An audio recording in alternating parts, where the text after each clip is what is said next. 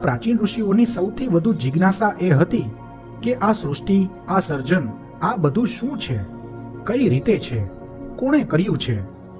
સર્જન છે તો સર્જનહાર પણ હોવો જ જોઈએ. ખાલી અમસ્તું જ બધું ઉત્પન્ન ન થઈ જાય. તેથી ઋષિઓની શોધ સર્જનહાર માટે હતી, નહીં કે સર્જન માટે. જો સર્જનને જાણી શકાય તો સર્જનહારને પણ જાણી શકાય. એવા ઈરાદાથી ઋષિઓએ બ્રહ્માંડ વિશે, તત્વો વિશે જાણ્યું. તેનું લક્ષ્ય તો પરમાત્માને જાણવા માટેનું જ હતું.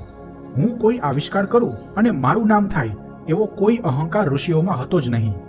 અને ત્યારે ભૌતિક વિજ્ઞાનનો યુગ પણ ન હતો, પરંતુ તેઓ અંતર આલમની યાત્રા કરીને જ્ઞાનના વાદળો સાથે સંપર્ક સ્થાપીને એવું સત્ય પામી ગયા કે ત્યાં સુધી પહોંચવા માટે ભૌતિક વિજ્ઞાન ક્યારેય સક્ષમ નહીં બની શકે.